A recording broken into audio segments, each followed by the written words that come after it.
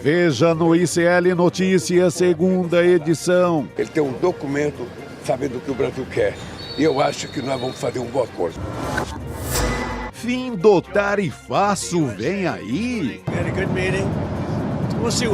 Governo articula novas conversas após reunião entre Lula e Trump na Malásia. Ele me disse que está com vontade de vir para o Brasil. Eu disse para ele que estou à disposição de ir a Nova York e a Washington quando quiser discutir. Chururu do 03. Em análise delirante, Eduardo Bolsonaro alega que a liberdade do pai está no centro das negociações de Brasil e Estados Unidos. O Bolsonaro faz parte do passado da política brasileira.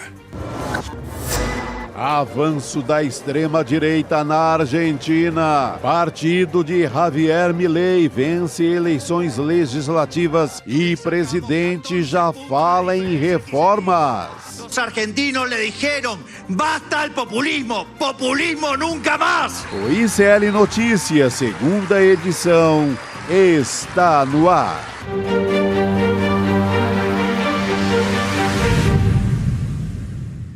Muito boa tarde, hoje é segunda-feira, dia 27 de outubro de 2025 e começa agora o ICL Notícias, segunda edição, que hoje conta com a presença ilustre aqui no estúdio de José Arbex. Que prazer dividir a bancada com você pela primeira vez, Arbex, seja bem-vindo. Muito obrigado, prazer e a honra é minha.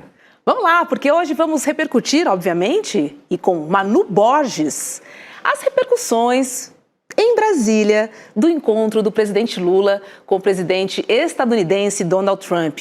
Nós também vamos analisar essas negociações com Jamil Chad, com quem também vamos falar sobre a vitória de Javier Milei nas eleições legislativas lá na Argentina. E hoje ainda temos um papo com Débora Maganha para explicar a reação do mercado, em relação às negociações do tarifaço.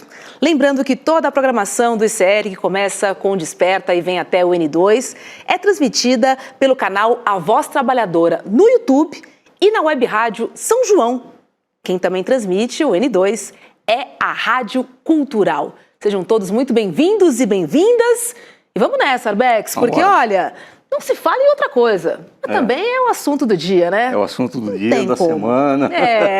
A reunião entre o presidente Lula e o Donald Trump finalmente aconteceu. Ela se concretizou e houve repercussões.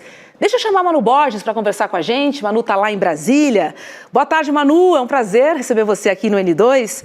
Manu, aquela foto do Trump sorrindo, apertando a mão do Lula, foi um banho de água fria na oposição, né? Até porque foto do Trump sorrindo é raridade, né? Boa tarde para você. Ótima tarde, Roberta, Arbex, todo mundo aí conectado no N2, com certeza, e repercutiu muito aqui no Congresso Nacional. Hoje, segunda-feira, a casa está um pouco vazia, mas os parlamentares estão aqui presentes para participar da CPMI do INSS e eu conversei com alguns deles. Claro, a base bolsonarista ainda tenta desqualificar esse encontro, essa foto. Eu conversei com o líder do PL, o Sóstenes Cavalcante, ele é líder na Câmara dos Deputados, e ele disse que o Trump é fanfarrista, que na verdade ele era tido como mauzão e agora tudo é jogada política e que no ano que vem ele vai ser cabo eleitoral da direita aqui no Brasil, que ele virá ao Brasil para trabalhar pela eleição de um nome de direita. Mas o que a gente ouve aqui nos bastidores é que quem é cabo eleitoral do presidente Lula é o Eduardo Bolsonaro, que só fala e faz coisas que ajudam aí a aumentar a popularidade do presidente Lula e sim a sua defesa pela soberania, a nossa defesa pela soberania do Brasil, né, Rô? É isso. Agora, Arbex, rolou química, teve encontro e agora estamos esperando os finalmente dessa história, né? Roberto, mas eu iria com muita calma nessa hora, com muito cuidado, porque eu tiraria o foco da química e das relações pessoais entre eles e colocaria o foco na América Latina. O que está acontecendo na América Latina? Nós vamos ver depois, com mais calma, que a extrema-direita avançou na Argentina. O cerco está se fechando sobre a Venezuela. Os Estados Unidos deslocaram agora o maior porta-aviões do mundo no sentido da Venezuela. A coisa está ficando feia. Na Bolívia, uma direita, não é extrema-direita, mas uma centro-direita, ganhou as eleições. E uma interpretação que a gente pode fazer é a seguinte: o Trump quer hoje amenizar a relação com o Brasil para aprofundar o cerco à Venezuela.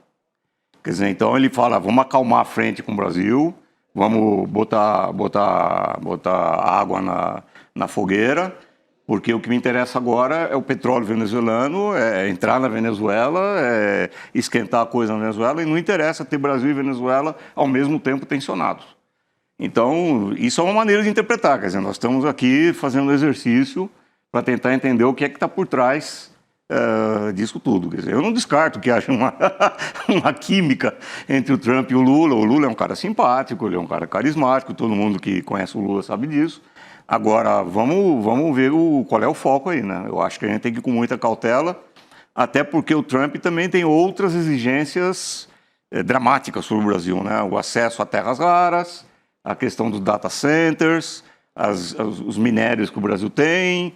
Quer dizer, tem muita coisa em jogo para se resumir a uma mera jogada, seja ela de marketing, seja ela eleitoral, seja ela química, pessoal ou qualquer outra coisa. Tem muita coisa em jogo aí que precisa ser analisada ao mesmo tempo. Sim, nós temos um parceiro comercial chamado China também. China, né? É aí que está. Essa é a questão. Não podemos esquecer. Agora é o seguinte, Manu, Trump deu os parabéns, né, pelo aniversário do Lula, elogiou o presidente brasileiro e disse que a reunião foi muito boa, mas não garantiu necessariamente um acordo. Vamos ver o que ele disse, abre aspas.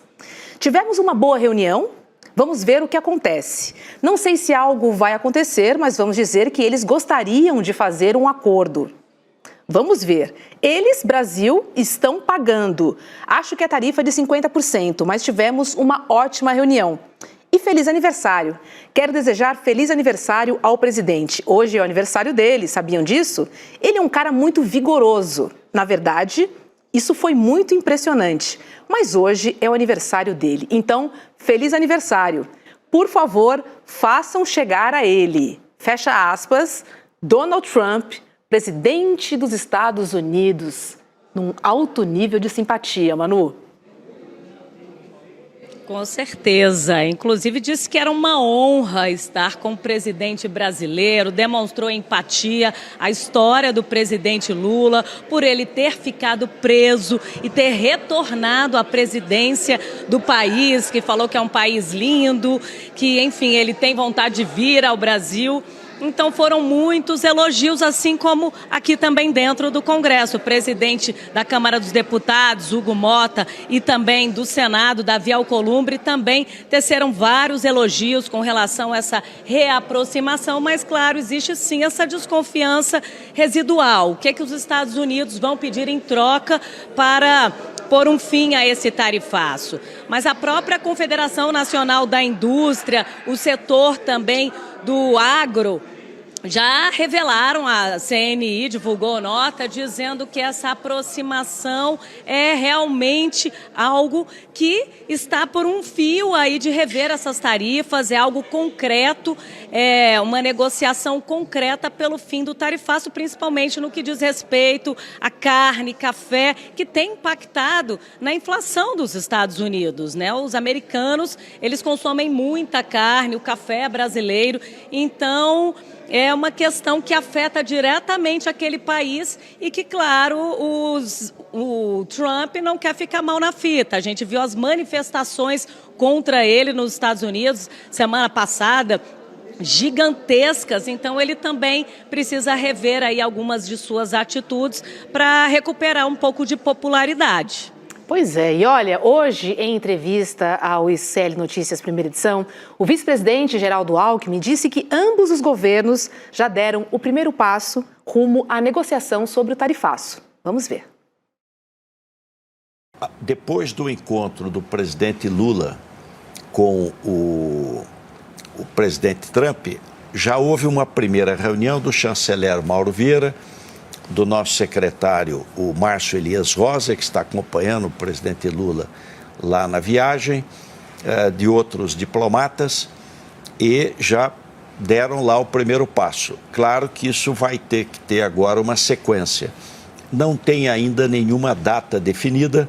Vamos aguardar a volta do presidente já amanhã para a gente conversar aí dos próximos passos. Mas estamos otimistas. Eu acho que tem aí um caminho bom pela frente para poder avançar. Arbex, o governo está otimista. E você? Quero saber. Não, eu acho que a Manu ela levantou uma questão que é fundamental. Ela lembrou que das manifestações que houve nos Estados Unidos no sábado passado, as projeções mais conservadoras falam em 7 milhões de pessoas nas ruas. Tem gente falando até que foram 20 milhões de pessoas nas ruas. Mesmo que foi 7 milhões, são as maiores manifestações da história dos Estados Unidos. Porque, na verdade, a população está passando por um processo insuportável. Seria preciso um programa inteiro só para analisar a crise interna dos Estados Unidos para dar uma ideia. Mas, naquilo que interessa para o Brasil, o café, em certos setores do consumo, certas faixas de consumo nos Estados Unidos, o café chegou a dobrar o preço. A carne, idem, a carne dobrar ou triplicar.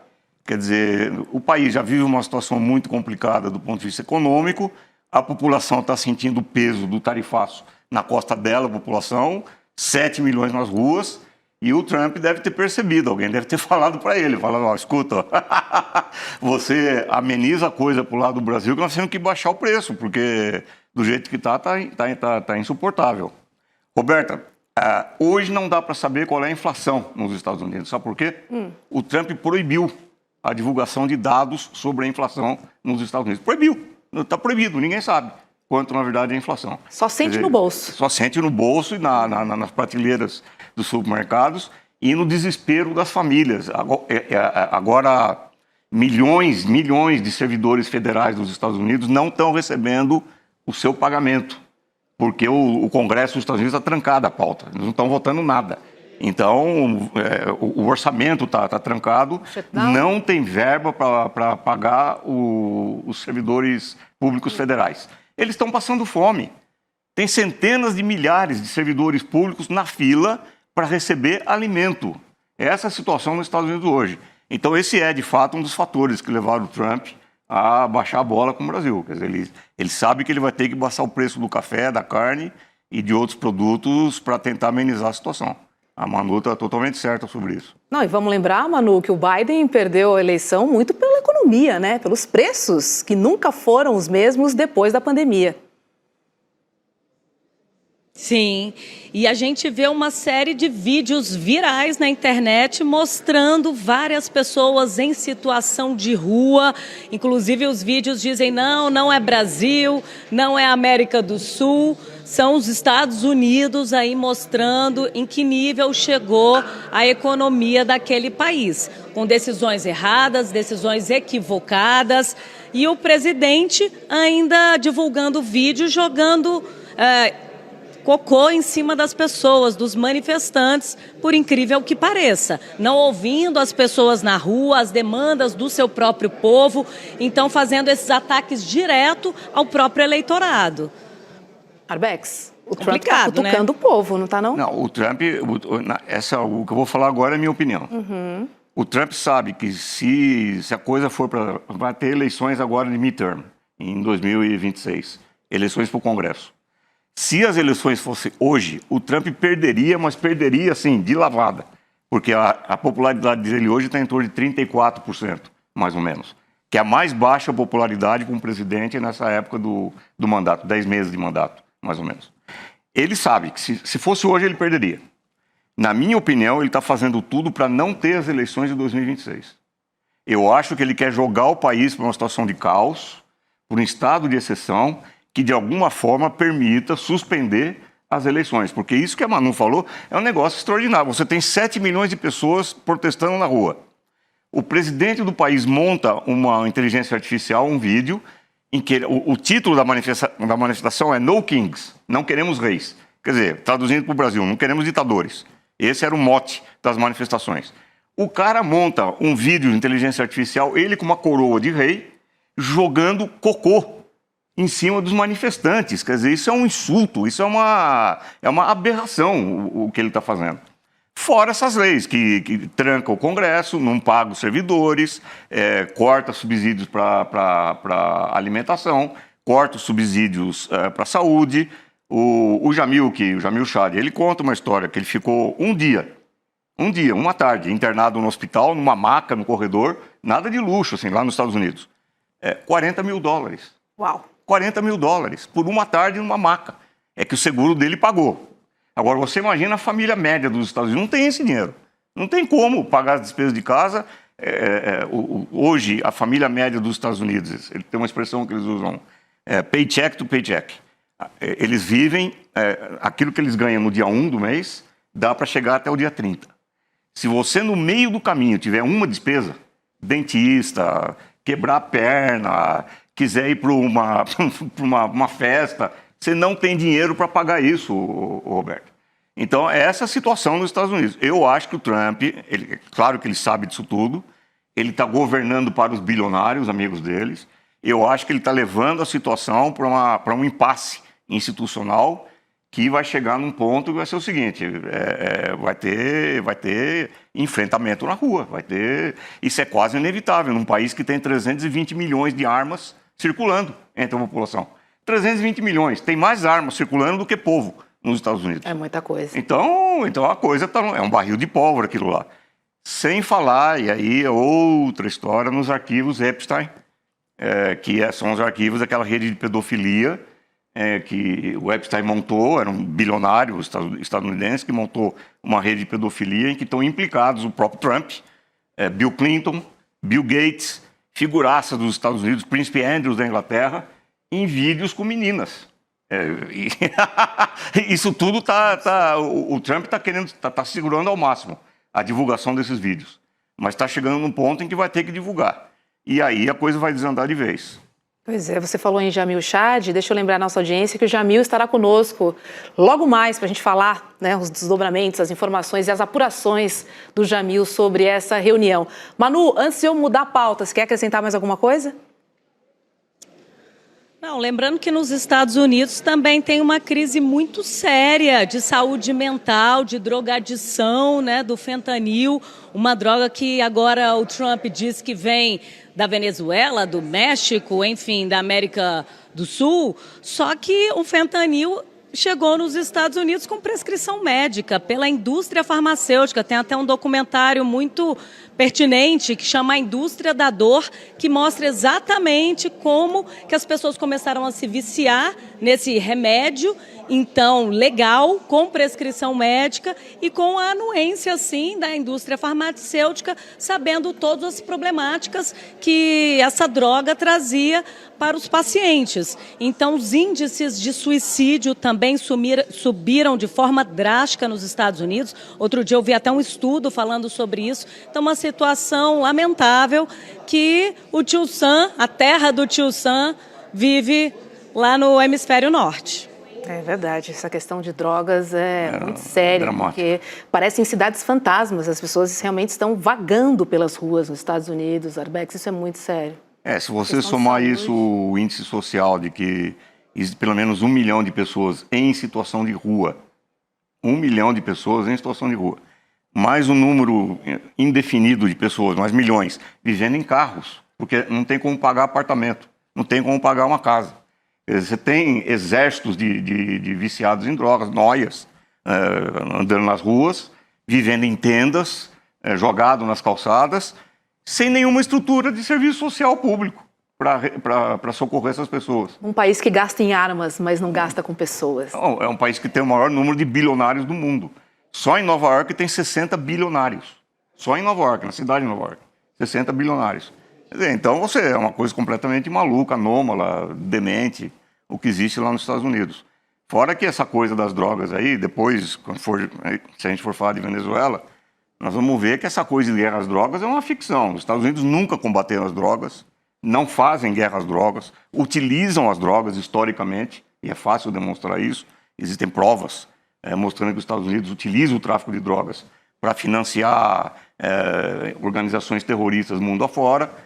E é uma hipocrisia dizer que eles estão atacando a Venezuela por causa de tráfico de drogas. Isso é uma cascata infernal. Isso aí, não. A gente sabe, né? O que eles querem está bem ali. Está bem ali embaixo da terra. É por aí. Manu, vou girar a pauta, viu? Porque termina hoje o prazo para as defesas do ex-presidente Jair Bolsonaro e de mais 7 aliados, né, condenados por tentativa de golpe, entrarem com recurso contra a decisão da primeira turma do Supremo Tribunal Federal. Só o tenente-coronel Mauro Cid, que fechou um acordo de delação, né, de colaboração premiada, não irá recorrer. E a gente sabe por quê, né, Arbex? Cid se deu muito bem no final da história. Se deu muito bem, né? muito tranquilo. Por isso, vai recorrer para quê, né? Tá rindo sozinho. Olha, as defesas devem entrar com os chamados embargos de declaração, que são usados para esclarecer omissões, contradições e dúvidas em relação à decisão do colegiado. Agora, é importante ressaltar que esse tipo de recurso, Manu, em geral, ele não altera o resultado do julgamento, né? Exatamente, não altera, pode reduzir penas e é isso que a defesa deve fazer. Se basear aí no voto do ministro Luiz Fux, o único divergente da primeira turma, para tentar diminuir as penas impostas aos condenados. Eu conversei agora há pouco com uma fonte do Supremo Tribunal Federal que me informou que até o momento as defesas ainda não haviam entrado com recurso no sistema do STF. Então, eles devem, por exemplo, argumentar que golpe de Estado e atentado violento contra o Estado democrático de direito, por exemplo, fazem parte, é o mesmo crime. Então não caberia aí dobrar a pena no caso desses dois crimes. Também a questão da organização criminosa armada, eles querem contestar, realmente tiveram armas nessa organização criminosa? Então são alguns pontos que a defesa vai tentar questionar, vai levantar aí para que os ministros possam avaliar. Eles devem receber isso até às 11h59 de hoje, do contrário, o sistema não aceita mais. E o prazo, não tem um prazo definido para análise desses embargos. Mas é muito possível que até o mês que vem o presidente da primeira turma, ministro Flávio Dino, paute para análise esses recursos impetrados pelas defesas. Então, Mauro Cid, como você já disse, é o único que não deve recorrer, porque ele que teve a menor pena, 2 anos em regime aberto, e por causa da delação premiada que revelou aí muita coisa dessa trama golpista. Pois é, e Arbex, temos aí mais 4 horas, né? Agora são 5h55, 4 horas e 4 minutos para as defesas apresentarem, né, os seus argumentos. Agora não deve vir novidade nenhuma aí, né? Não tem novidade. O que pode ter é recurso jurídico normal, os advogados fazendo o papel deles, né? Agora, eu não sou especialista em direito, nada, eu não entendo linguagem juridiquês, mas eu sei que politicamente é inviável. Eu acho que eu duvido que vai ter alguma grande mudança aí. Politicamente não tem mais clima para isso. Né? Seguindo o devido processo legal, né, Manu? Principalmente depois do clima do Lula com o Trump aí, agora que não tem mais clima mesmo. Esfriou, né? Agora que coisa do passado, já era. Tchau. Vai lá, Manu. Essa fase, né? É a última fase para que seja decretado o trânsito em julgado e sim as penas possam começar a ser cumpridas pelos condenados. A gente lembra que Jair Bolsonaro está em prisão domiciliar desde o dia 4, se não me engano, de agosto, mas por coação da justiça, né? Não por causa da condenação pelos 5 crimes pelos quais ele foi condenado. Então, a gente aguarda ansiosamente o fim desse processo transitado em julgado para que venha realmente a condenação. Tem também os chamados embargos infringentes, mas eu conversei com alguns juristas que afirmaram que nesse caso não caberia, porque teria que ter pelo menos uma divergência de 2 votos na turma e como o voto do Fux foi isolado, não caberia esses segundos embargos, né? Mais esse recurso. Então, tudo indica que até o final do ano esse caso vai ser transitado em julgado. Manu, há uma expectativa que o ex-presidente vá para a cadeia de fato ainda em 2025? Como é que é o zum, zum, zum aí em Brasília? Então, eu já ouvi juristas falando as duas possibilidades, né? Dele ficar preso em casa, como ele está, em prisão domiciliar, por causa da sua condição de saúde, que ele atesta que está passando muito mal, que soluça demais, que tem crises de vômito. Outro dia teve um apagão, ficou 10 segundos sem respirar, mas a gente lembra que se falar que ele está elegível, que ele pode concorrer às eleições, ele melhora rapidinho, fica bonzinho, como mesmo disse o presidente do partido, Valdemar Costa Neto. Então, essa doença, enfim, a gente sabe que ele sim tem problemas de saúde, mas se ele estivesse gozando da sua liberdade, da sua possibilidade de se eleger, talvez não seria tão sério quanto o pessoal, né, bolsonarista pinta. Mas também existe essa possibilidade dele, num primeiro momento, ir para Papuda ou então para uma cela da Polícia Federal, pelo menos num primeiro momento, e depois, sim, conseguir essa reversão para continuar em prisão domiciliar. Então, a gente tem que acompanhar hora a hora, porque ainda não sabemos afirmar como é que vem o relatório médico. Claro que ele vai se basear aí, né, num detalhamento médico para tentar permanecer em sua mansão no Lago Sul. Pois é, agora, Bex, o dia de ontem, o domingo do ex-presidente Jair Bolsonaro também não deve ter sido um dos mais felizes, né? Não, certamente. Voltando à questão do clima. Se o Trump tivesse dito algo na linha, a coisa não é bem como eu pensava, mas o Bolsonaro merece uma segunda chance, nós vamos continuar insistindo para que o Bolsonaro seja solto, para a sua liberdade, para que ele tenha direitos políticos restaurados, não sei o quê. Isso ainda poderia dar alguma esperança entre os bolsonaristas de que, bom, a Casa Branca de algum modo está pressionando, está querendo que o governo Lula reveja as suas posições, está pressionando o Xandão, alguma coisinha. Nada. Nada. Não aconteceu absolutamente nada. Sim, pode falar. Isso reverbera aqui no Congresso, tanto que a gente vê que a anistia está enterrada. A dosimetria também está praticamente dentro de um caixão. A gente ouviu semana passada o relator do projeto, o Paulinho da Força, afirmando que se arrependeu de pegar essa relatoria. Ele que não fala, não dá detalhes sobre esse texto, ele que não quer mais apresentar esse projeto de lei para nem reduzir penas para aqueles bagrinhos do 8 de janeiro. Então, esse é o clima que a gente sente aqui dentro do Congresso Nacional. Mas, por outro lado, eu ouvi de alguns parlamentares bolsonaristas que, pelo menos, o nome do ex-presidente surgiu aí nessa conversa entre Lula e Trump, que o próprio presidente Lula disse, olha, Bolsonaro é coisa do passado, conversa aqui comigo 3 vezes, você vê que Bolsonaro não foi nada. Ou seja, eles dizem, olha, pera lá, o nome do presidente Bolsonaro foi citado sim nessa reunião. Então surge aí uma mini ponta de esperança, uma fagulha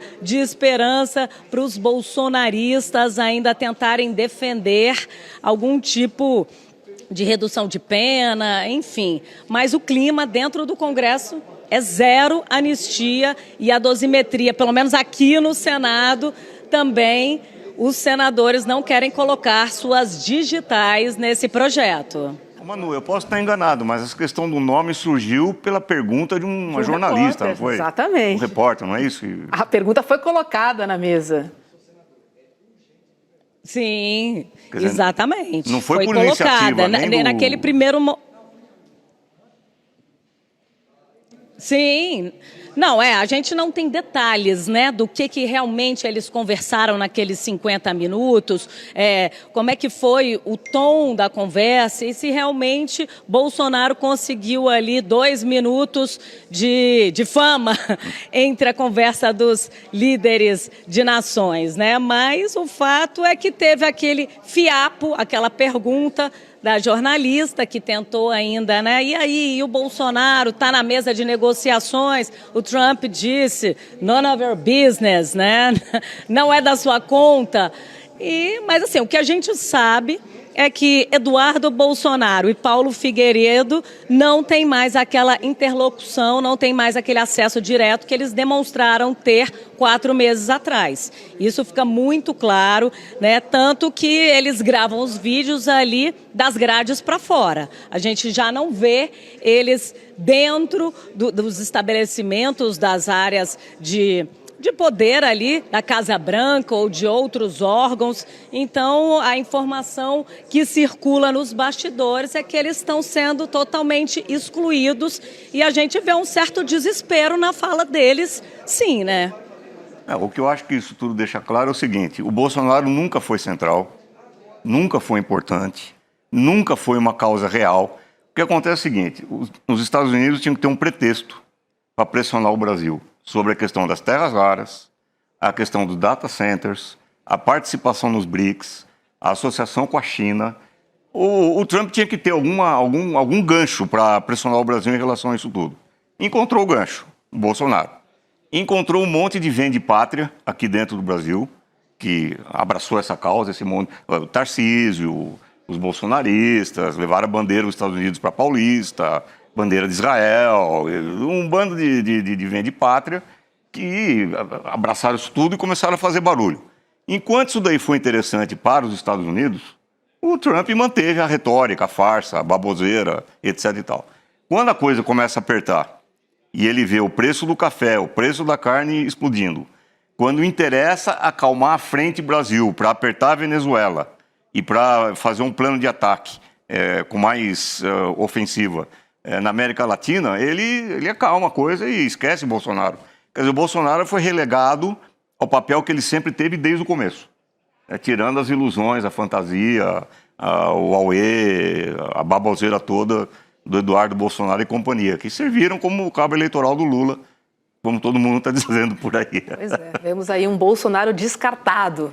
Manu Borges, obrigada, viu? E até breve aqui no ICL Notícias, segunda edição. Beijo para você. Boa noite.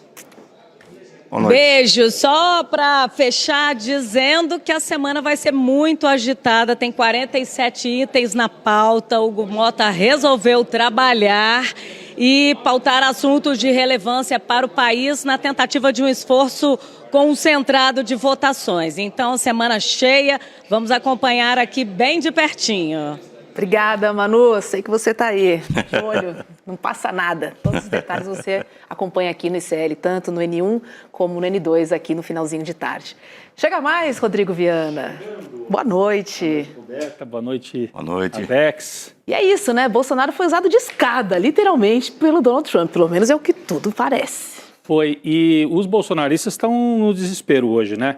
Tentando criar aí várias versões. Eu vi a Manu falando que eles gravaram um vídeo só das grades para dentro, que é lucro para eles a essa altura, porque a família Bolsonaro, o que for da grade para né? Eles estão tudo da grade para dentro, estão com o pezinho da grade para dentro agora, né? Então, da grade para fora da Casa Branca foi lucro para eles. Mas o Flávio Bolsonaro e outros espalharam uma foto do Trump com a cúpula da Asian, que era um encontro Estados Unidos-Asian, para dizer, tá vendo? O Lula nem foi chamado para a foto oficial. Eles estão desesperados. Eles estão desesperados, né? Por quê? Por que o Lula não estava naquela... O Lula estava na foto de abertura, porque aquele encontro em que tem a foto do Trump com os outros presidentes é o encontro Estados Unidos-Asian. Não era... O que o Lula ia fazer ali, né? Era um encontro... O Brasil não está entre as Filipinas e o Vietnã? Eu acho que não, nem o Timor-Leste, não sei, uma coisa...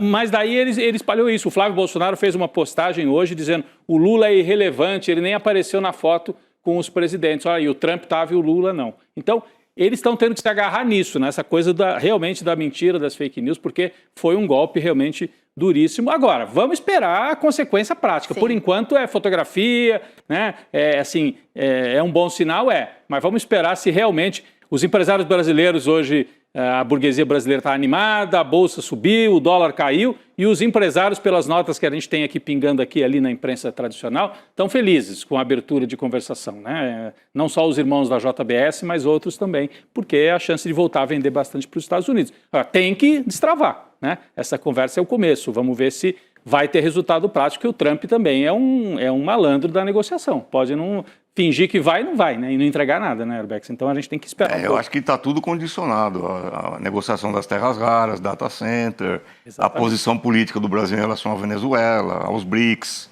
Exatamente. Está tudo muito interconectado aí. Perfeito. Olha, deixa eu trazer um recado para a nossa comunidade, porque o ICL apresenta uma aula magna para desmascarar a narrativa que move o Brasil, a ilusão capitalista. É isso. Essa aula, né, é uma análise profunda que vai acontecer com o sociólogo Gessé Souza, um dos maiores intelectuais aqui do nosso país. Olha, na visão do Gessé, presta atenção, ele diz que o capitalismo não quer um povo ativo, organizado. Não é isso que interessa ao capitalismo, muito pelo contrário. O capitalismo necessita de consumidores passivos, sustentando a máquina de exploração das elites. E para entender, né, como o sistema iludiu os trabalhadores e transformou cidadãos em consumidores, garanta sua vaga na aula gratuita que se chama A Grande Mentira do Capitalismo. Lá, Gessé vai expor como as elites acadêmicas, elites econômicas, financeiras e também políticas, como é que elas trabalham para manter a roda do capitalismo girando em benefício próprio, enquanto a maior parte da população é reduzida ao papel de cliente. Somos nós aqui, os clientes do capitalismo. Então, se você sente o peso dessa exploração, você não pode perder essa aula. Ela acontece no dia 30 de outubro, que é uma quinta-feira, às 8 horas da noite. Para assistir, você precisa garantir a sua vaga. Acesse icln2.com.br. Corre lá, é rapidinho. E essa aula com o Gessé é imperdível no dia 30 de outubro. Mais uma reflexão importante sobre o capitalismo, né? Isso. Pegando carona aí nos pobres de direita, exatamente. Essa é quinta-feira agora. Quinta-feira agora, tá? Corre lá, icln2.com.br. Vamos voltar a falar do encontro de Lula com Trump, agora com o nosso querido Jamil Chad. Oi, Jamil, seja bem-vindo. Fala, Jamil. Fala, Jamil. Olá, boa tarde para vocês todos. Opa. Ô, Jamil, nas suas apurações, parece que a suspensão do tarifaço vai envolver negociação de temas estratégicos para o Brasil, né? A gente já trouxe aqui rapidamente, falamos de terras raras, falamos de data centers, mas o que você traz aí para a gente nas suas apurações? Olha, como vocês bem colocaram, o governo americano não vai simplesmente acabar com o tarifaço só porque gostou do bolo que o Lula ofereceu, né? E nem pelo encontro de 50 minutos, e nem pela boa química que existia ou que pode ter existido entre os dois líderes. Não é nada disso. Obviamente, o governo americano, isso é uma tradição nos Estados Unidos, não é o Partido Republicano, não é Donald Trump, qualquer governo americano vai apenas e tão somente defender o que interessa a eles mesmos e ponto final. Né? Agora, com Donald Trump, isso ficou muito mais escancarado, isso ficou muito mais, eu diria, explícito, agressivo, sem dúvida nenhuma, com chantagens, etc. Agora, no que se refere ao Brasil, quais são as condições que Donald Trump está colocando para que haja algum tipo de redução nas tarifas? Então vamos lá. São alguns pontos fundamentais. O primeiro deles, como vocês já citaram, acesso às terras raras no Brasil. Claro, isso é extremamente complicado, porque, obviamente, é um recurso natural brasileiro, teria de passar, obviamente, por uma transformação, eu diria, em termos legislativos. Agora, o que o governo americano usa como exemplo é o caso de um acordo que eles acabaram de assinar com a Austrália. A Austrália também, um local onde terras raras existem em abundância, e, claro, o governo americano muito interessado em ter acesso a esses minerais. E aí, no caso da Austrália, foi feito uma espécie de acordo de joint venture, ou seja, de investimentos conjuntos entre a Austrália e os Estados Unidos para ter acesso àqueles minerais. Claro, com exclusividade, nada que aquilo ali possa eventualmente ser desviado, por exemplo, para a China ou para outros mercados. Então, essa negociação entre Estados Unidos e Austrália pode servir justamente de modelo para a negociação com o Brasil. Mas esse é só um dos pontos. Outro ponto fundamental, o etanol, reduzir as tarifas ao etanol americano que entra no Brasil. Por que isso é tão importante? Porque eles querem vender etanol. Claro, tem o setor em si, mas Donald Trump tem um outro problema interno a ser resolvido. Ele convenceu o setor do agro americano de que ele era o cara do agro. Ele era o cara a ser, vamos dizer assim, apoiado pelo campo americano. Chega no governo, adivinha o que acontece? Ele começa basicamente uma guerra comercial. Essa guerra comercial respinga em quem? Justamente no agro, que viu basicamente as suas exportações, principalmente para a China, desabar ao longo de 2025. Então o agro hoje pede do governo Trump, olha só, ou você vem com um pacote de subsídios para me resgatar, ou você abre novos mercados para compensar o que eu estou perdendo. Donald Trump, com o Brasil, quer uma espécie de compensação ao mercado que ele perdeu na China. E aí, claro, o etanol nos Estados Unidos é o etanol de milho, justamente um dos setores afetados. Então, é muito estratégico para o governo Trump conseguir esse acesso ao mercado brasileiro para apaziguar, basicamente, uma das bases eleitorais do próprio Trump nos Estados Unidos. Ponto número 2. Ponto número 3, questão de tecnologia, data center. Vocês já citaram isso, também fundamental. Um outro aspecto também absolutamente fundamental, pelo menos da parte do ponto de vista americano, o acesso às licitações públicas no Brasil, compras governamentais. Aquilo que o governo federal, basicamente, compra, mas também os governos estaduais, municipais, isso vai desde lápis, né, de escola pública, até, obviamente, máquinas, equipamentos e tantas outras coisas para obras muito grandes. Qual é o problema nesse setor de compras governamentais? O Mercosul, Brasil, está prestes a assinar um acordo com a União Europeia. E neste acordo com a União Europeia há uma preferência para empresas europeias no mercado de licitação pública no Brasil. Um mercado avaliado em mais de 100 bilhões de dólares. Então, claro, as empresas americanas não querem perder esse mercado. Também, então, um outro setor. Como o Rodrigo falou, o que nós estamos vendo é apenas o início de um processo negociador. Com vários outros países, isso levou semanas ou meses para chegar a um acordo. Então, com muita cautela, por isso mesmo Donald Trump foi muito cauteloso quando disse eu não sei ainda no que vai dar, exatamente porque eles, obviamente, estão negociando o pacote. Vai exigir do Brasil, eu diria, decisões fundamentais, agora nenhuma delas passa pelo Supremo. Ô Jamil, eu queria trazer aqui, enquanto a gente ouve, né, todos nós aqui conversando, fica tudo no campo da economia primária, né, vamos dizer assim. Então, o Brasil vai ou não ceder terras raras, o etanol, o café, etc, etc. Eu estava lendo aqui que na visita da comitiva brasileira ao Sudeste Asiático, é uma matéria que saiu agora há pouco no Brasil de Fato, no site do Brasil de Fato. Brasil e Malásia planejam criar uma empresa conjunta para a produção de chips, né?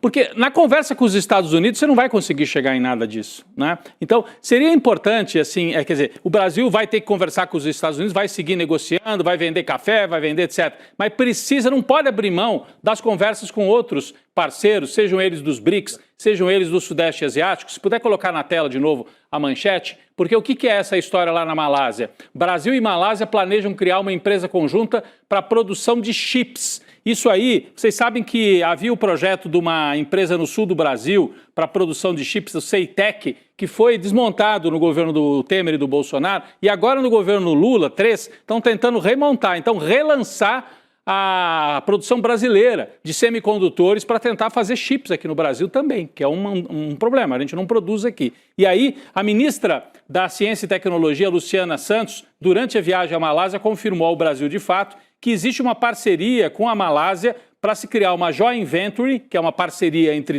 duas empresas, uma brasileira e uma da Malásia, justamente para poder produzir semicondutores e, quem sabe, voltar a produzir chips aqui no Brasil. Eu estou só trazendo isso, quer dizer, não tem a ver com a negociação com o Trump, mas até como um contraponto. A negociação com os Estados Unidos segue café, etanol, etc. O Alckmin outro dia tentou colocar a questão da Embraer. Vamos vender peças e tal de aviação, etc. Ou comprar peças dos Estados Unidos para abastecer a Embraer. Então aí seria já na indústria. Mas quase não tem, né, uma pauta de industrialização, de tecnologia, de desenvolvimento. É voltar a enxergar o Brasil, os Estados Unidos enxergam assim, como um grande produtor, uma grande fazenda, um fazendão, né? Esse é o projeto dos Estados Unidos para o Brasil. E é a gente que tem que fazer outro caminho. Não é ficar pedindo para eles que mudem, né? Me chama a atenção isso, que no debate todo a gente ainda fique circulando no tema dos produtos primários. Não, e essa questão da produção de chips, do ponto de vista dos Estados Unidos, é tão grave que vamos lembrar o que está em jogo em torno de Taiwan, né? Taiwan é um das maiores produtores de chips ultra avançados do mundo. Quer dizer, quando os Estados Unidos falam que a China não tem que tomar Taiwan, não tem que reocupar Taiwan, o que eles estão querendo é proteger essa... Que produz para o Ocidente, né? Que produz para o Ocidente. E eles estão super preocupados com isso aí. Então, quando o Brasil começa a avançar nesse setor, acende todos os alarmes nos Estados Unidos, sem dúvida nenhuma. Agora, o Jamil colocou uma questão que é fundamental, que é a coisa do agro. O agro, os caras estão muito bravos com o Trump lá nos Estados Unidos, porque você imagina a situação, tarifaço. Aí a China fala assim, tarifaço? Então eu não vou mais comprar soja dos estadunidenses. Eu vou comprar soja de quem? Ou gado, da Argentina. E aí vai o Trump e dá subsídio para quem? Para a Argentina. Para a Argentina, para vender para a China. Para vender para a China. Que beleza. Os produtores lá do meio oeste americano estão adorando. Não, os caras estão... Não, e fora que a exportação desses produtores por Canadá está completamente prejudicada, porque o Canadá também parou de importar laticínios, milho. Outro dia eu vi um cálculo que o prejuízo deles estava na ordem de 40 bilhões de dólares, em termos do que eles não exportaram para o Canadá. Sendo que em algumas fazendas ali, eu vi alguns documentários sobre isso, a extração, a safra da soja foi recorde. Safra recorde. O fazendeiro fala assim, sabe o que eu vou fazer com essa soja? Eu não sei, eu vou queimar. Eu vou destruir, porque eu não tenho para quem vender. O grande mercado era a China. Os caras que apoiaram o Trump até o último segundo, quer dizer... O Trump se meteu numa enrascada muito grande do ponto de vista das relações internas lá nos Estados Unidos. É isso. Ô Jamil, eu queria voltar a falar um pouquinho sobre os data centers, porque hoje de manhã o vice-presidente Geraldo Alckmin participou do N1 e ele trouxe, de fato, né, esse tema, não só de data centers, como a importância das terras raras para os estadunidenses. Vamos ver. A oportunidade de data center no Brasil, importante destacar, os Estados Unidos é o maior investidor no Brasil. Então, até entendo que o Congresso devia votar ainda este ano a medida provisória do REDATA, porque isso traz segurança jurídica. Ninguém vai investir bilhões, né, em data center, na área de inteligência artificial, sem ter uma legislação já aprovada, consolidada. Então é importante o Congresso aprovar a medida provisória do chamado REDATA. E o Brasil tem energia abundante e energia renovável. Esse é o fator limitante aí para data center. Terras raras, possibilidade na área do agro, enfim, tem inúmeras oportunidades aí de parceria com os Estados Unidos. Jamil, onde é que o Brasil ganha nessa negociação, hein? Porque a gente está aqui conversando e que a gente não consegue visualizar. Data center, os caras vêm, montam aqui, né? O data center enfim, umas caixas que vêm prontas de fora. Não gera emprego. Gera pouco emprego, gasta pelo menos. Água, consome água. Pelo menos pelo que eu entendo, mas queria ouvir o Jamil sobre isso. Sobre o consumo de água é muito relevante essa questão, porque inclusive eu ouvi outro dia um dado que eu fiquei chocado, fui até verificar se era verdade, é isso mesmo. Cada vez que você faz uma consulta na inteligência artificial, aquelas perguntas bobas que a gente faz, qual foi a semifinal da Copa de 70, né? Aquela coisa que a resposta vem automática, são gastos 30 litros de água. 30 litros de água por pergunta feita à inteligência artificial. Então, é obviamente algo impressionante e que, obviamente, exige essa condição que não são todos os países que têm. Um outro país que tem uma condição, eu diria, adequada, mas que sofre vários outros problemas, é o Paraguai, nosso vizinho, e que também está em negociação justamente com os americanos por conta disso. Rodrigo, a tua pergunta é fundamental, o que é que nós ganhamos com isso? E é por isso que essa negociação não é uma questão de sentar e falar, tá bom, cedemos tudo isso aqui em troca de uma redução de tarifas para o café ou para o suco de laranja ou para o aço. Não, é obviamente uma pergunta muito mais profunda, que é justamente qual é a inserção internacional do Brasil na economia globalizada hoje. Opa! Perdemos, ele deixou a pergunta, mas estava encaminhando no mesmo sentido que a gente, enquanto a gente ouviu o Alckmin aqui, o Arbex, a Roberta e eu, a gente tentava entender o que o Brasil vai ganhar. A gente tem muito espaço físico em algumas regiões, tem muita água em algumas regiões, São Paulo tem problema de água no interior paulista todo e também na capital, mas em algumas regiões tem água sobrando. Então, eles estão de olho na água, porque precisa para resfriar, né? Para resfriar, para a energia. A energia. Gerar energia e resfriar. Agora, emprego que é bom... É pouco emprego, né? Que é uma preocupação do Brasil, obviamente que eles não têm. Agora, tem uma pergunta que o Jamil deveria ter colocado, né? Que é fundamental para a inteligência artificial. O quê? Que time ganhou a Libertadores em 2012, né? Isso aí... Em 2012, é verdade. Isso a gente sabe. O Jamil talvez não lembre que ele é São Paulino, mas a gente lembra, né, velho? Opa! Isso. A Roberta também talvez não lembre, porque é palmeirense, né? São Palmeirense, eu tô quietinha. Não, mas eu gostei do exemplo que ele deu, né? Aquelas perguntas que a gente fica fazendo para a inteligência artificial com um filho, com algum sobrinho, seja lá o que for, né? Então aí, sobre futebol, sobre tudo, né? Às vezes as crianças vêm e perguntam e você vai lá. Mas aí o consumo de água, ele deu um número aí, eu também fiquei, 30 litros? 30 litros por perguntinha. Que coisa absurda, né? Pergunta simples, né? Que não demanda muita busca, né? E aí nós vamos ser fornecedores de água para que esse mecanismo continue funcionando. Refrigerando. Né? Nós vamos fornecer água para que eles usem a tecnologia para controlar a nossa vida. Nossa. É isso. Tiro no pé. Né? Aquele famoso... Mas é um tiro inevitável, porque do ponto de vista que está hoje, né? Se nada for modificado... Ô, Jamil, aí a gente estava comentando sobre a semifinal da Libertadores de 2012 aqui, Jamil. Se você lembra quem é que ganhou do Boca na final, aliás. Mas tudo bem. Enfim, vamos mudar de assunto, que essa não é... Tá bom. Não quero consumir água. Não precisa, né, Jamil? Não, só para completar essa questão que é fundamental, é por isso justamente que a gente precisa entender que essa não é uma negociação, eu diria, simples ou que você possa ser resolvida em termos tarifários dentro de um setor só. Não é eu troco o etanol pelo açúcar, eu reduzo aqui, você me dá aquilo ali, etc.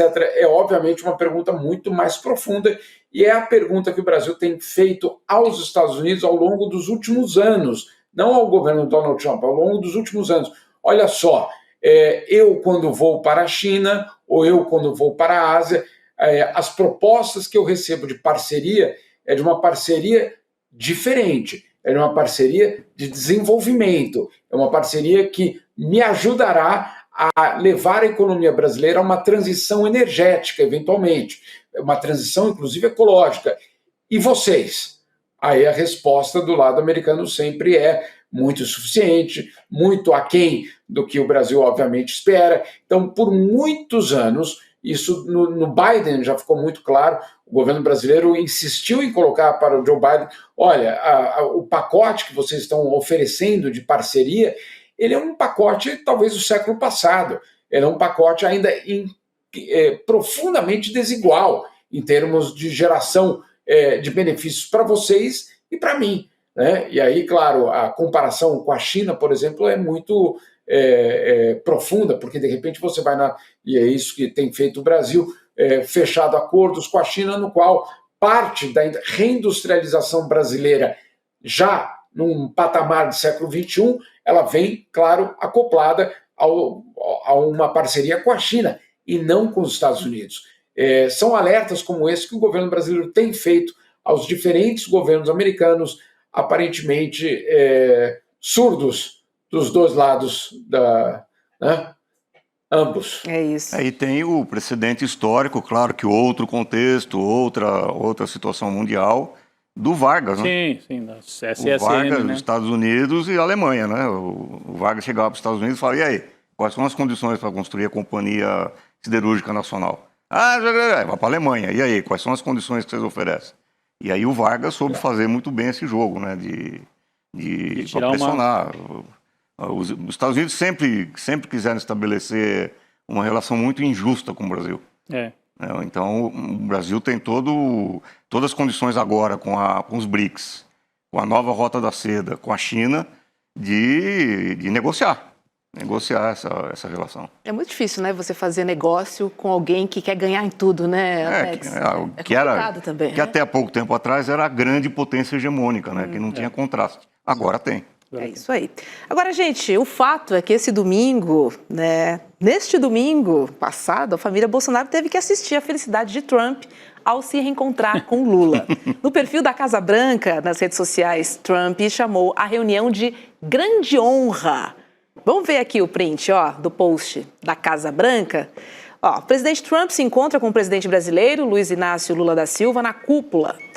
Aí diz o seguinte, abre aspas, é uma grande honra estar com o presidente do Brasil. Acho que conseguiremos fechar bons negócios para ambos os países. Sempre tivemos um bom relacionamento. Acho que continuará assim.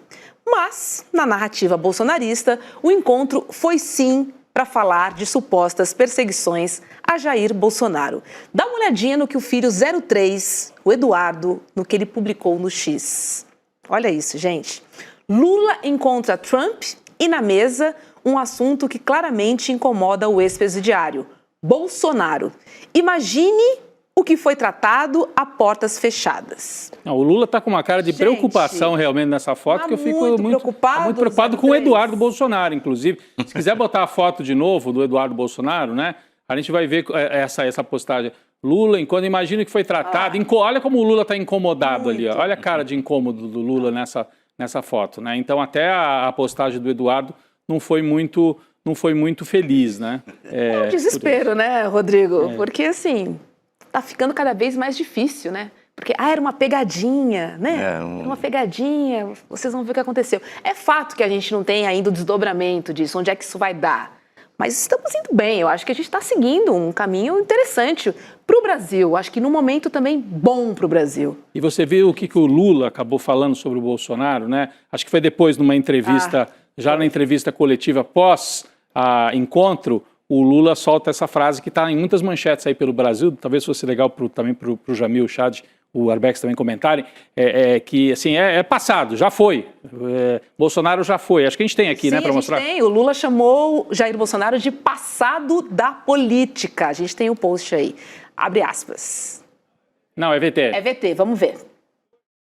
E ele sabe que rei morto, rei posto. Ele sabe. O Bolsonaro faz parte do passado da política brasileira. E eu ainda disse para ele, com 3 reuniões que você fizer comigo, você vai perceber, sabe, que o Bolsonaro era nada praticamente. Aí, Jamil, Jair Bolsonaro é coisa do passado, não sei se é tão assim do passado, mas o Lula... O que você achou, Jamil, da frase aí? O que você acha? Não, olha, vamos por partes. E aí eu acho que a gente precisa ser muito cauteloso, porque, obviamente, estamos falando de um governo americano que usa a imprevisibilidade, usa a surpresa como arma política. Então, e não é a primeira vez que uma negociação começa muito bem e, de repente, ela degringola. Com o Canadá, ele faz isso dia sim, dia também, né? Suspensão da negociação, aí suspende a negociação com a China, coloca mais não sei quantos % de tarifa, etc. Então, vamos ter que ir com muita cautela. Mas, como você colocou agora, de fato, esse primeiro momento tem sido positivo. Tem sido positivo. O fato de ter sido, entre aspas, controlada a emboscada, né? Não aconteceu uma emboscada. Lula não foi humilhado. Lula não passou pelo constrangimento que outros líderes passaram. Muito bem, ali já é algo a ser colocado como positivo. Eu fico imaginando, se o Eduardo Bolsonaro soubesse de fato do que está acontecendo nos bastidores daquela reunião, por que ele não fala? Né? Por que ele só sugere? Imagine o que teria sido... Não, eu posso até imaginar, mas você não tem informação, Eduardo? Se você não tiver, então é melhor não imaginar. É melhor trabalhar com fatos. Né? Então vamos esperar e ver quais são esses fatos. A realidade é que você tem hoje uma construção, e esse é o ponto que nós estamos, uma construção de um caminho para desarmar uma bomba, desarmar a crise diplomática, desarmar, e aí a estratégia brasileira, primeiro momento, frear a escalada de tensão. E eu acho que isso já foi obtido, ou seja, nós já não estamos naquele momento de agosto e setembro, em que passava um dia, vinha uma postagem do Departamento de Estado acusando o Brasil de violar o Estado de Direito, etc. E aquilo vinha com uma frequência muito grande, com uma escalada muito grande. Isso foi freado, né? Não só as declarações, mas também medidas, né, concretas. Desde 23 de setembro, nós não tivemos mais medidas sendo adotadas contra o Brasil, ou seja, já estamos aí um mês, entre aspas, de um cessar-fogo, né? Agora, a paz não chegou ainda? Não, sem dúvida nenhuma. Então, o primeiro ponto era conter. Segundo ponto é conseguir, então, a redução de algumas dessas tarifas através da negociação. E qual que é o terceiro e talvez o ponto final dessa relação? Garantir que em 2026 não haja uma ingerência americana na eleição brasileira. Então, essa é a estratégia do Palácio Planalto, não sou eu que estou dizendo isso, são os próprios negociadores do Palácio Planalto que me dizem que essa é a grande, vamos dizer assim, numa linha geral, essa é a grande estratégia brasileira. Conter a escalada, conseguir algum tipo de redução de tarifas num segundo momento e, no terceiro momento, esse sim o grande objetivo, evitar uma ingerência na eleição de 2026 no Brasil. Jamil? É que eu acho que isso daí é tudo muito conjuntural, porque, na verdade, tem uma questão estrutural aí, que é os Estados Unidos não vão abrir mão da Venezuela. Eles não vão abrir mão da ofensiva sobre a América Latina. Eles não vão abrir mão da ofensiva sobre os BRICS. Eles querem que o Brasil se distancie dos BRICS, eles querem que o Brasil se distancie da China, e eu acho que se interessa hoje para os Estados Unidos amenizar o clima com o Brasil, para apertar o cerco sobre a Venezuela, já mandou lá o porta-aviões lá para a Venezuela, etc e tal, eles vão fazer isso, vão amenizar o cerco. Agora, isso para mim é conjuntural, eu acho que não existe a menor chance dos Estados Unidos não interferirem nas eleições em 2026 no Brasil, não tem a menor, porque é a questão dos BRICS, é a questão estratégica, aproximação com a China, isso tudo está na mesa. Eu acho que sim, nós tivemos uma vitória agora, a situação está mais tranquila agora, mas também, Jamil, em parte, também na minha opinião, queria ouvir também a tua opinião, no começo do programa eu mencionei a entrevista que você deu sobre o teu livro, em que você conta a tua epopeia no hospital. Você ficou uma tarde lá, $40 mil, um negócio absurdo, falando da penúria da população dos Estados Unidos. E o preço que está hoje o café, o bife, e que a briga com o Brasil está piorando essa situação. Então eu falei, isso também deve ter tido alguma importância nos cálculos da equipe do Trump para amenizar a relação com o Brasil hoje. Sem dúvida, Arbex, eu compartilho contigo que parte da resposta a qualquer coisa de política externa americana passa pelo cálculo interno dos Estados Unidos, né? Então, sem dúvida nenhuma, uma situação, eu diria, complicada da população local, ou uma percepção de que nada mudou em relação ao governo Biden, que também tem isso, não é só piorou, não melhorou, né? Aquela percepção de que houve uma frustração em relação às promessas feitas. Isso, obviamente, eu acho que você tem toda a razão, precisa entrar no pacote de qualquer tipo de cálculo. E sobre esse incidente que você falou, foi uma pedra no rim que eu tive, que saiu sozinha, graças a Deus, eu apenas gastei o seguro, mas naquela noite, basicamente, tarde, noite que eu fiquei lá, eu gastei, foi só em exames, e não foi num quarto, foi numa maca, por muitas horas, num corredor do hospital, depois, durante a noite, num local um pouco mais reservado, mas não era um quarto, havia um banheiro para 20 pacientes, e quando chegou a conta, foi $48 mil. Cara. Então, Brincadeira. Viva o SUS! Viva o SUS, Viva o mais SUS, do que nunca. Viva o SUS. Jamil Chad, saúde, viu? Saúde, porque ficar doente nos Estados Unidos... Tem pedra no rim. Olha... Agora ele está em Genebra, acho que é um pouquinho, não sei, também não... Outra hora ele explica pra gente. Se a conversão também não fica barato, Jamil, mas... Saúde, Jamil, saúde para você. Obrigada, viu? E até breve aqui no N2. Eu acho que daqui a pouco a gente vai ter alguma postagem do Eduardo Bolsonaro escrito assim, wait 72 hours. Né? Espere 72 horas. Só mais 72 horas. É o desespero. Beijo, Jamil. Obrigada, gente. Deixa eu trazer um recado, segundo recado importante aqui, porque a cantora e nossa colega aqui do ICL, a Açucena, é uma das vozes mais corajosas e líricas da cena cultural e também é a convidada do Chico Pinheiro Entrevista de hoje. Através da sua arte, a Açucena desafia o conservadorismo e provoca o público a refletir sobre questões urgentes. Estou falando da visibilidade trans e também a pluralidade de identidades brasileiras. Vamos ver um trechinho dessa conversa emocionante de Açucena com o nosso CP? Roda aí. O Cazuza fala que as mentiras sinceras, me importam as mentiras sinceras, né? Mentiras sinceras me interessam. Mentiras sinceras me interessam.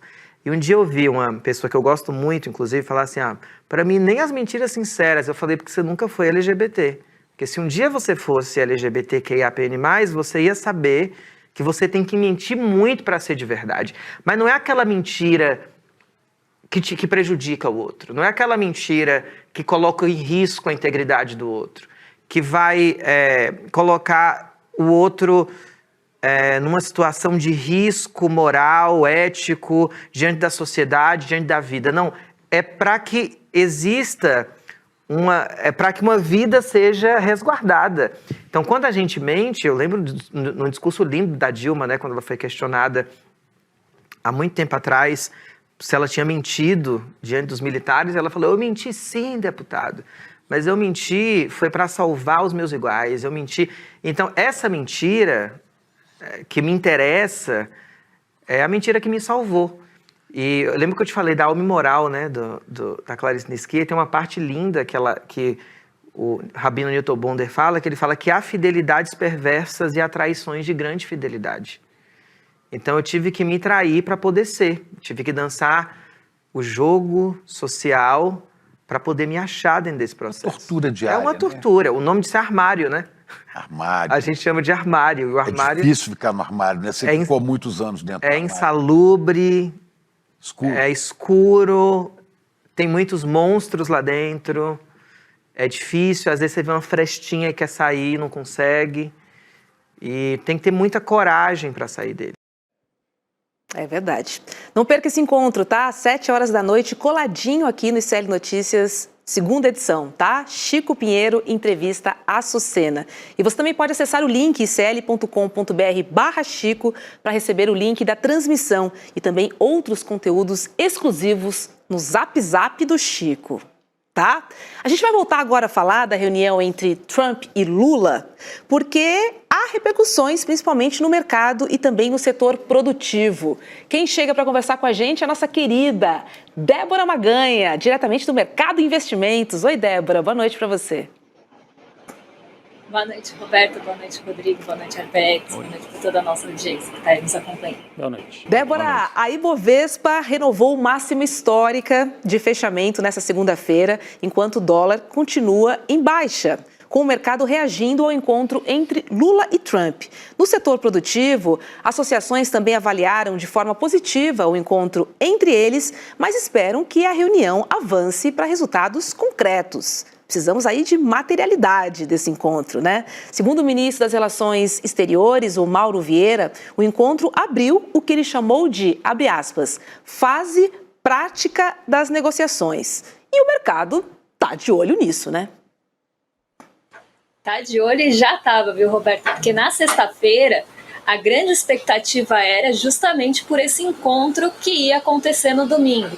Então, sexta-feira a gente já tinha tido um dia mais positivo justamente por essa expectativa e por toda a ansiedade ali que o mercado estava criando em relação ao encontro e até incertezas em relação a esse encontro, porque na sexta a gente também teve IPCA 15, então foi um otimismo até um pouco mais generalizado. Só que no fim do dia, até a sessão perde um pouco o fôlego, porque justamente começa essa incerteza. Será que vai andar a negociação? Será que vai ser um bom encontro?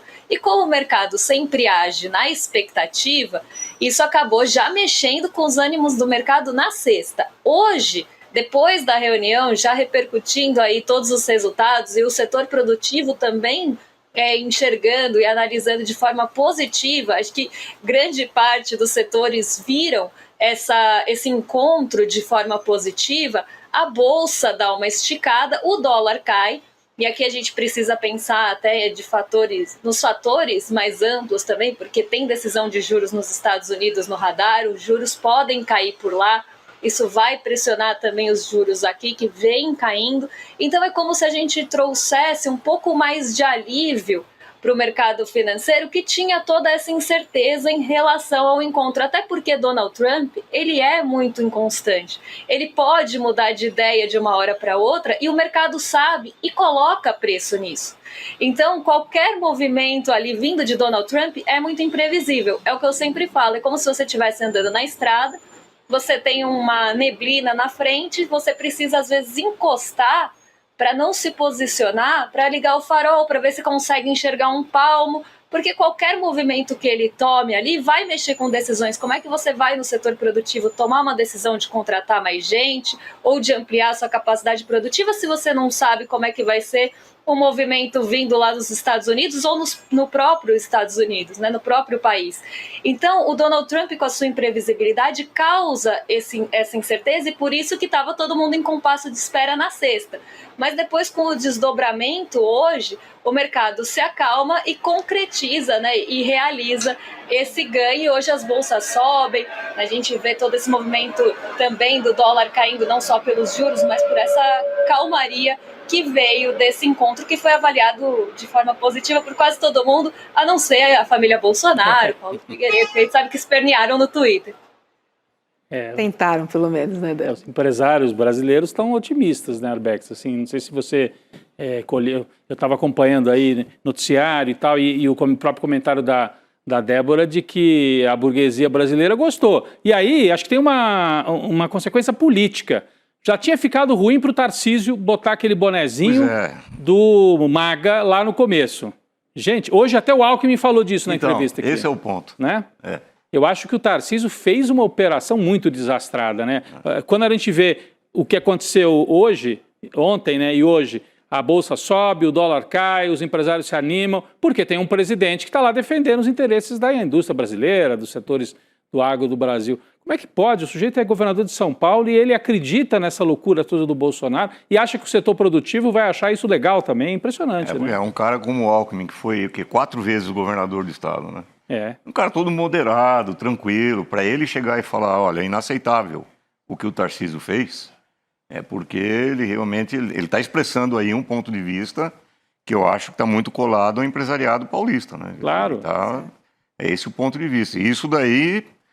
inversamente, o empresariado, quando vê os caminhos que foram adotados por essa reunião, só pode dar ânimo mesmo. Pois é. Eu acho que é uma fase boa. Interessante, né, a gente trazer essa fala do Alckmin, porque hoje de manhã, né, ele criticou o governador de São Paulo, Tarcísio de Freitas, pela atitude dele em meio ao tarifaço imposto pelos Estados Unidos ao Brasil. Vamos ver o que ele disse.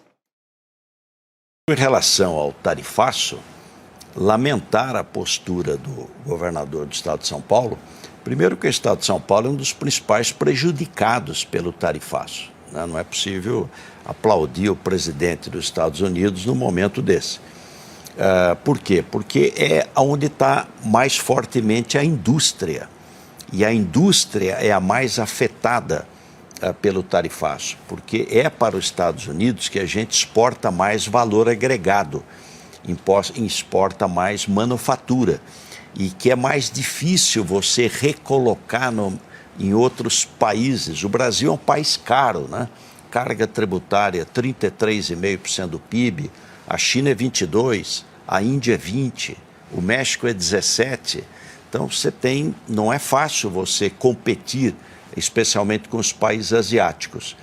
Então é lamentável você defender uma coisa e que é injusta, não tem nenhum sentido. É isso, né, Débora? Assim, por mais que seja o governador de São Paulo, ele não pode ir contra quem praticamente o apoiou durante sua campanha, né? Que é o empresariado paulista. Quem pagou a conta. Né? Fica complicado. Pois é, não tem Sabesp que compense isso. Mas a gente tem que pensar aqui, né, que assim, O Tarcísio, ele teve, sim, essa postura, né, de defender MAGA, colocar bonezinho, ficar do lado ali do Trump. E uma coisa que o Rodrigo acabou de falar, né, um presidente que foi lá defender os interesses nacionais e do setor produtivo nacional. Quando a gente tem ali o principal, até candidato, não sei se vai se candidatar ou não, mas que tem sido colocado como principal opositor aí na corrida eleitoral, contra os interesses do próprio setor produtivo do estado de São Paulo, que acaba sendo o maior afetado pelo tarifaço, indo realmente a favor do Donald Trump ou do MAGA, ou que seja das tarifas por conta ali da família Bolsonaro, e afetando o próprio setor produtivo, que sempre apoiou, né, a candidatura, e que agora eu acho que começa até a estremecer. A gente vê algumas diferenças em alguns editoriais falando de Tarcísio, embora ele ainda seja muito pintado no mercado financeiro como uma alternativa de responsabilidade fiscal e tudo mais.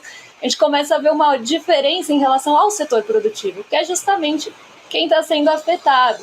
Então, lamentável, eu concordo aqui com o Alckmin, o vice-presidente aí da sua fala, porque é lamentável uma pessoa na posição dele e contra o próprio eleitorado e contra o próprio estado que ele governa para defender interesses de uma família ou advogar ali interesses próprios para tentar se projetar como candidato sucessor aí do Bolsonaro. Até do ponto de vista dele, né, Débora, do projeto que ele tinha, foi uma operação desastrada de comunicação. Mas eu fico pensando também na trajetória, né? Quando a gente lembra que o PSDB governou São Paulo por quantos mandatos? 5, 6 mandatos? 6 mandatos. 6 mandatos. Teve Serra, teve Alckmin 4 vezes, teve Mário Covas.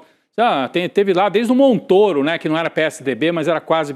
Depois acabou virando PSDB. E o PSDB tinha essa relação quase que assim, fechada com a burguesia paulista. Eles eram a burguesia, né? Eles eram o governo da burguesia paulista, das classes médias e tudo, de São Paulo, né? E tinham um projeto, você fala, era um projeto liberal, um projeto privatizante e tal, mas no limite era de defender os interesses da burguesia de São Paulo. Em particular o Alckmin, né? Que sempre teve muita conexão com o interior de São Paulo. Pois é. Que é a base do Tarcísio, né? O Alckmin sempre teve muito vínculo com a agroindústria no interior, com as famílias de empresários no interiorzão de São Paulo. E quando ele fala isso, ele está expressando um ponto de vista bastante ruim para o Tarcísio. Né? Bastante ruim. Não, e assim, eu fico pensando como que isso é um pouco um símbolo da decadência do projeto da elite tradicional brasileira, que tinha um projeto privatista, ancorado no PSDB, né, Roberta, Débora também, todos que nos acompanham, e que acabou, o PSDB implodiu, quem ocupou o espaço foi o bolsonarismo, que, olha, entre defender o agro e a indústria de São Paulo ou botar o bonezinho do Trump, prefere botar o bonezinho do Trump, abre mão, bate continência para a bandeira dos Estados Unidos e tal. Então, para mim, o bonezinho do MAGA e depois o Alckmin dando essa bronca, muito educado, como sempre, né, muito moderado, mas dando uma chamada no Tarcísio, para mim é um símbolo desse deslocamento acontecido e do rompimento de um projeto da elite que era muito ancorado em São Paulo. Eles não conseguiram ganhar a eleição nacional quase, só que o Fernando Henrique ganharam 2, mas depois nunca mais. Mas tinha uma ligação enorme com os interesses da elite paulista. E isso está completamente rompido, virou uma bagunça. O bolsonarismo falando mais alto. O bolsonarismo entra aí e provoca uma confusão, né? Uma dissonância quase assim entre os interesses da elite que pensa, mas ele não é o meu representante, e aí nessa hora ele não é mais, né? Eu acho que fica assim o Tarcísio forasteiro do Rio. É um forasteiro, então é um momento de crise de projeto mesmo, um momento de crise de projeto da elite nacional, Roberto. Pois é, PSDB de Ciro Gomes, né? Agora do Ciro Gomes. Ciro Gomes. Só para lembrar aqui, só para sintonizar aqui a nossa rádio. Vamos para a Argentina e até pouquinho? Assim, só para complementar aqui, vai lá. Desculpa, Alberto, eu te dei um delay aqui. Eu vejo até como uma sinalização, como o Rodrigo falou, uma sinalização do Alckmin para essa parcela que parece que está sendo esquecida em nome do bolsonarismo e tudo mais, essa sinalização, essa tentativa de reconexão, porque esse setor está se sentindo traído e largado. Né? A partir do momento que você coloca um bonezinho MAGA e vai contra os interesses, ele está falando, eu apoiei, agora eu estou sendo deixado de lado aqui em detrimento aos interesses de uma família ou de um projeto que não... Parece que não me inclui. Então você vê essa sinalização do Alckmin, inclusive nessa jogada desse xadrez aí das eleições do ano que vem. Perfeito. É isso. Queria trazer a Argentina importante, para a pauta também, porque Javier Milei pediu apoio da chamada oposição moderada Oposição moderada, adoro isso também. Para aprovar a sua agenda de reformas nos 2 anos restantes do seu mandato. O apelo foi feito após o seu partido vencer as eleições legislativas no meio do mandato. Vamos ver o que ele disse. Abre aspas aí, ó. O pior já passou. Vou buscar os votos que me faltam no Congresso para implementar essas reformas. Fecha aspas. Milei reafirmou seus planos de promover reformas trabalhistas, previdenciárias e tributárias, aproveitando esse fortalecimento da sua base parlamentar. Ele também anunciou que fará mudanças no gabinete, já que alguns dos seus ministros foram eleitos para o Congresso e deixarão seus cargos nas próximas semanas. Vitória de Milei na Argentina, Débora Maganha. Agora, a gente não pode esquecer que tem muito do Trump aí, nessa sustentação. Até porque, se ele não vencesse, não ia ter mais dólar nenhum, Pois é. Foi tipo isso. E até, entrando nessa coisa das reformas, da aprovação das reformas propostas pelo governo, isso também é quase um fator ali para garantir a ajuda dos 20 bilhões de dólares dos Estados Unidos. Porque na economia, quando a gente está falando dessas reformas mais liberais, desses projetos liberais, existe uma mítica da confiança, da fada da confiança que vai vir depois que você cumprir aquela cartilha, ou todas as reformas propostas. Eu sempre brinco, tem todas aquelas reformas que são propostas, quando você termina a cartilha e entrega as reformas, é como se fossem aqueles programas que sempre acham uma fiação com defeito, um piso que precisa trocar, vem novas reformas. Então, nunca é o suficiente. E aí o Milei, ele tem essa afinidade, ele quer a aprovação dessas reformas para garantir a ajuda, porque a ajuda também não vem de graça, precisa de uma cartilha para ser cumprida. E isso deu força, inclusive por isso hoje a Bolsa na Argentina subiu 20% durante o dia, justamente por essa expectativa de que as reformas que vão ser entregues pelo Milei vão garantir a ajuda. A grande questão, e eu acho que o que a gente precisa pensar aqui, é que isso não tem afinidade com a população, porque na semana passada saiu uma notícia em relação à Argentina que falava justamente que essas reformas já realizadas, algumas delas em relação às aposentadorias, ao próprio trabalhador, como isso acaba sendo ali, como o trabalhador acaba sendo afetado pelas reformas, porque o Milei acabou passando a motosserra em várias áreas dos governos, e isso faz com que, inclusive, as aposentadorias fiquem achatadas, sem poder de compra. E na semana passada, não fazia nem 4 dias que tinha saído a notícia de que os aposentados estavam mais empobrecidos, que o poder de compra estava super achatado. Então aqui acho que a gente consegue pensar naquela balança do descolamento da realidade do mercado financeiro, comemorando ali essa vitória do Milei, que vai colocar mais reformas, que vai achatar mais a população, que vai diminuir mais o Estado, ao mesmo tempo que a gente tem um empobrecimento na Argentina e uma notícia super recente de aposentados mais empobrecidos do que nunca nos últimos 2 anos. E a gente vê uma série de pessoas defendendo importar esse modelo para cá, inclusive o Tarcísio, que a gente estava falando agora há pouco, que passa um pano danado para o Milei, falando que eles têm um probleminha com o câmbio, quando eles já queimaram todas as reservas. Então aqui acho que a gente vê também um descolamento da leitura do mercado e da realidade da população argentina, com todo com o resultado das próprias reformas propostas e já concretizadas também no governo Milei, que também se reuniu essa semana com empresários e banqueiros. Então, assim, a gente começa a ver para quem que ele está falando e o que está sendo comemorado no final das contas com essa alta da Bolsa da Argentina, que é o Merval, o índice que representa ali. Merval, que nome. Agora, que me faz lembrar um certo personagem. Mas assim, saindo da questão econômica, mas é uma surpresa, para muita gente essa vitória do Milei, porque ele ganhou inclusive na província de Buenos Aires, não na capital, mas na província, que é o bastião de resistência dos peronistas, é governada pelos peronistas, e onde o Milei tinha sofrido uma grande derrota 1 mês atrás, na eleição local lá da província. Só que dessa vez, todo o país elegeu deputados e senadores em cada uma das províncias, e mesmo em Buenos Aires, na província, o Milei ganhou por uma margem estreita, mas ganhou, contrariando muitas pesquisas, o que mostra que o discurso da antipolítica e esse empurrão, que a gente não sabe se foi um empurrão do Trump aí no final, que botou medo em muita gente. O Trump falou, ou vocês votam na turma do Milei, ou então não vai ter ajuda e o país quebra. Isso talvez deu um empurrão aí no final, ou é antipolítica e também assim, as pessoas ainda estão muito chateadas com o que foi o governo anterior peronista, que terminou de forma melancólica também, né? Não, rapidamente, eu acho o seguinte, acabou a soberania argentina. Acabou. O que aconteceu foi, o Milei precisava ter 45% dos votos para poder governar absolutamente, controlando todo o Congresso. Não teve isso. Teve um pouquinho menos. Um pouquinho menos, teve 40,8%. 36% de abstenção, o que mostra também descrédito muito grande da população por parte do sistema eleitoral.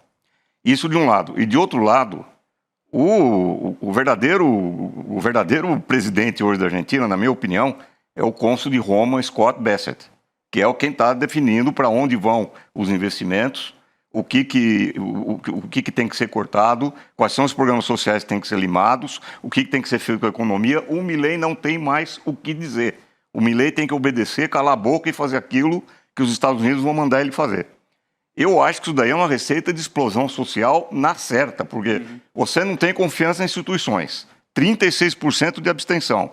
Peronismo velho desmoralizado. E os cortes sociais que vêm agora a cavalo, uma menção ao cavalo, ao velho cavalo. Eu acho que a Argentina está indo para um beco sem saída. É uma situação explosiva lá. Eu só fico pensando, né? Sai Trump. Como é que fica a Argentina? Se o Trump perde, né? Não, o problema é que está errado falar que os Estados Unidos liberaram ajuda para a Argentina. O que o Trump fez foi dizer o seguinte: os meus amigos bilionários investiram na Argentina e agora eles querem ter o retorno do investimento. Com a economia argentina do jeito que está, eles não vão ter retorno de investimento. Então, eu vou dar dinheiro para vocês tirarem o sangue do povo argentino para pagar aquilo que eu investi em vocês com lucro. É isso que está acontecendo. Então, não depende mais do Trump. Isso é o capital financeiro dos Estados Unidos que assumiu o controle do governo. Acabou a soberania argentina. O Trump só abriu a portinha. Não, ele escancarou. Né? Agora, o que o Rodrigo falou é isso aí. Ele fez chantagem sobre a população da Argentina. Ou vocês votem naquilo que eu estou mandando, ou acabou o dinheiro. É isso. É chantagem. É isso. Débora Maganha, até amanhã no ICL Mercado e Investimentos. Um beijo para você. Beijo, obrigado, Débora. Obrigada. Tchau. Beijo, boa noite. Obrigado. Que situação dos irmãos, hein? De fato. É isso. Tá difícil. Acabou a Argentina. Tá difícil. É isso. Finalizamos por aqui. Arbex, obrigada. Foi um prazer, viu? Ter você aqui no N2. Rodrigo, bacana sempre estar aqui. Opa. Alô, comunidade, obrigada, viu, pela sua companhia. E a gente se encontra amanhã aqui no N2. Estarei aqui na área com vocês. Um beijo, boa noite a todos e bom descanso. Ficamos com o Chico Pinheiro, né, agora? Agora tem CP Entrevista, Açucena. Vamos lá. O capitalismo conseguiu roubar até mesmo os sonhos dos trabalhadores. Ele simplesmente pegou ideias e sonhos que surgiram para combater o capitalismo e as transformou em ideias verdadeiramente capitalistas.